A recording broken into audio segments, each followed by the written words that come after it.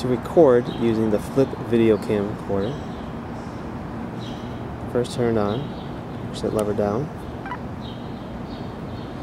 Now as you notice, it'll say 30 minutes for time left, so you have no video on there at all. Hit the red button to record.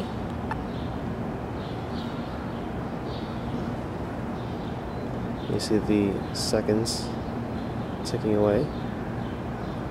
When you're done shooting your video, hit the red button again.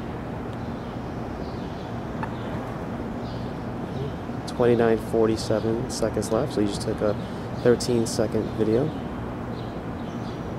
If you want to take another video, just hit the red button again. Now if you notice, there's a plus and a minus. If you push the plus button in, we're going to zoom in. The negative, you'll zoom back out. And when you're done recording, again, hit the red button. 29:28. So you have two videos. You have 29 minutes and 28 seconds left.